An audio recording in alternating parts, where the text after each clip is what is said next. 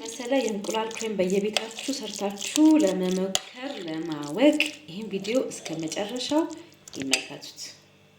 ሰላም ቤተሰቦች፣ ዛሬ ቀለል ያለ ከእንቁላል የሚሰራ ዳቦ ውስጥ የሚቀባ የእንቁላል ክሬም ነው የምንሰራው። የሚያስፈልገን እዚህ ጋር 3 የተቀቀለ እንቁላል አለ፣ ጨው አለን፣ ቁንዶ በርበሬ፣ ማር፣ ግማሽ ሎሚና ቀይ ሽንኩርት አለን። ከዛ ምንድን ነው የምናደርገው አብረን የምናየው ይሆናል። መጀመሪያ ምንድን ነው የምናደርገው የእንቁላሉን ቢጫ ክፍል ለብቻ እንለያለን። እዚህ ጋር እንደምትመለከቱት የእንቁላሉን ቢጫ ክፍል ለብቻ እንለይና በጣም ጣፋጭ የሆነ ለአዋቂ ለልጆችም የሚሆን ለምግብ የሚሰራ ነጭ ክፍል እንደዚህ ጥቅቅ አድርገን እንቁላሉን ማለት ነው እንከትፈዋለን። ከዛ የቢጫውን ደግሞ የእንቁላሉን ክፍል በዚህ መልክ እንደዚህ በደንብ እንድጣዋለን ማለት ነው።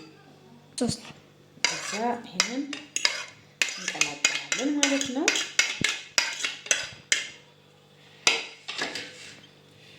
ጨው የሚበቃንን ያህል መጠን ጨው እናደርጋለን። ቁንዶ በርበሬም 1 የሻይ ማንኪያ መጠን የሚያህል ብናረግበት ቆንጆ ነው ለቃና።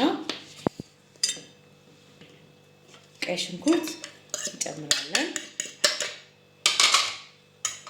ግማሽ ሎሚ ደግሞ ትንሽ ለቃና እንጨምቅበታለን።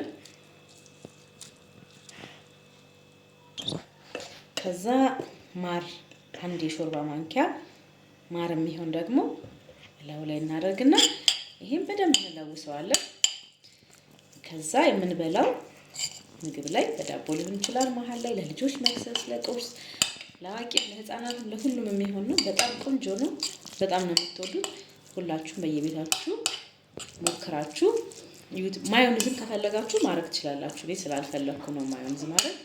ከዛ በኋላ ይሄን የመሰለ የእንቁላል ክሬም ምርጥ በሆነ መልኩ አግኝተናል ማለት ነው። እንደዚህ የተለያዩ መረጃዎችን ለማግኘት እንግዲህ እጅግ ቢዩቲን ሰብስክራይብ በማድረግ ተባበሩን።